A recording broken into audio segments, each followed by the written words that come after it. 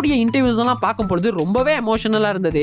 ஒரு இன்டர்வியூல எல்லாம் சொல்லுவாரு, இவர் பப்ளிக்ல போகும் பொழுது இவர் யாருமே ரெகக்னைஸ் பண்ண மாட்டாங்களாம். பட் அந்த லைஃப் ஜாலியா இருந்தாலுமே கூட ஒரு சமயத்துல இவருடைய மகனே கேட்டிருக்காரு, ஏன்பா நீ அனிருத் மாதிரி மியூசிக் போட மாட்டேங்கிறானே. இதே மாதிரி இன்னொரு இன்சிடென்ட் சொல்லுவாரு. இவர் ஒரு தடவை ட்ரெயின்ல போயிட்டு இருக்கும் பொழுது ஒருத்தர் மேல தெரியாம இடிச்சிட்டாப்லையா. அப்ப அந்த இடிப்பட்ட நபர் இவரை பார்த்து கோவமா பேசியிருக்காரு. பட் கொஞ்ச நேரத்திலே பாத்தீங்க அப்படின்னா அந்த கோவமா பேசினார்ல அந்த நபருடைய போன் ரிங் ஆகி இருக்குது.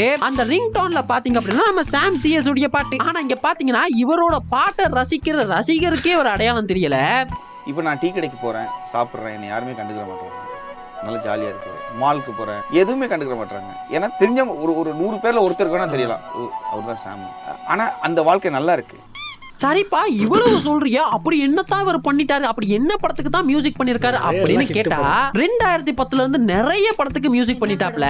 இவரோட ரெண்டு மாஸ்டர் பீஸ் ஆன படம் மட்டும் சொல்றேன் கேளுங்களேன். கைதி அண்ட் விக்ரம் வேதா, இது ரெண்டு தான் இவருடைய மாஸ்டர் பீஸ். இந்த ரெண்டு படத்துக்குமே மியூசிக் பண்ணது நம்ம சாம் சிஎஸ் தான். அது மட்டும் இல்லாம இந்த சின்ன சின்ன த்ரில்லர் படங்கள்லாம் வரும்ல, இந்த அம்புலி, புரியாத புதிர், 20,000 கண்கள், K13, ரன் பேபி ரன், இது மாதிரியான நிறைய த்ரில்லர் படத்துக்கெல்லாம் மனுஷன் மியூசிக் பண்ணிருக்காப்ல. காரணம் மனுஷன் பேக்ரவுண்ட் மியூசிக்ல பூந்து விளையாடுவாப்ல. அது மட்டும் இல்லாம இந்த ராக்கெட்ரி, நம்பி எஃபெக்ட் இருக்குதுல்ல, இது மாதிரியான படங்களுக்கு கூட மியூசிக் பண்ண தெரியும். இப்ப வர நிறைய படங்கள்ல மியூசிக் அப்படின்னு இவரோட பேரை பார்க்க முடியுது. அது ஒரு நல்ல விஷயம் தான். அண்ட் எனக்கு இவருடைய மெலடிஸ் அண்ட் குறிப்பா த்ரில்லர் படங்கள்ல இவர் போடுவார்ல பிஜிஎம், அதெல்லாம் ரொம்பவே எனக்கு பிடிக்கும். நீங்க இவருடைய சாங்ஸ் எல்லாம் கேப்பீங்களா இருந்தா இவருடைய என்ன சாங்ஸ் பிடிக்கும் அப்படின்றத கமெண்ட் பாக்ஸ்ல சொல்லிருங்க, நானும் தெரிஞ்சுக்கிறேன். அண்ட் இன்னொரு ஃபேக்ட் சொல்லணும், எனக்கு இந்த கண்டென்ட் பண்ணணும் அப்படின்றத தோண வச்சதே இவருடைய இன்டர்வியூஸ் தான். ஆக்சுவலா இது மாதிரியான நல்ல படைப்பாளிகள் கவனிக்கப்படாம போறதுக்கு காரணமே மார்க்கெட்டிங்னு தான் சொல்லுவேன். ஏன்னா சாம் சிஎஸ் ஒரு இன்டர்வியூல சொல்லுவாப்ல, எனக்கு இது வரைக்குமே இந்த மீடியாக்கெல்லாம் வரணும் அப்படின்னு தோணல, ஆனா இப்போ தோணுது அப்படின்னு சொல்லுவாப்ல.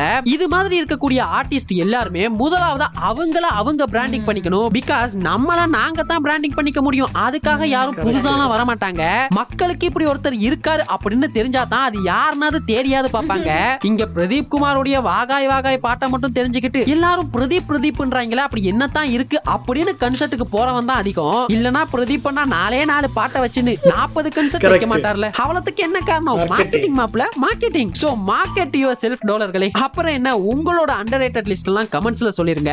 அண்ட் பாலெக்ஸோட ரோஸ்ட் நம்ம எரும முருகேஷா ஷார்ட் சேனல்ல அப்லோட் பண்ணிருக்கேன், அதை மறக்காம பாத்துருங்க. அண்ட் மறக்காம அந்த சேனலை சப்ஸ்கிரைப் பண்ணிக்கோங்க, ஏன்னா அந்த சேனல்ல நிறைய அப்டேட்ஸ் வர போகுது. அண்ட் அந்த எல்லில தொடங்குற படத்தோட ரோஸ்ட் வந்து நம்ம டெலிகிராம் சேனல்ல இருக்குது, அது வேணும்னா டவுன்லோட் பண்ணி பாத்துக்கலாம். அண்ட் ஹனிகைன் ட்ரை பண்ண போறவங்களுக்கு லிங்க் டிஸ்கிரிப்ஷன்ல இருக்குது.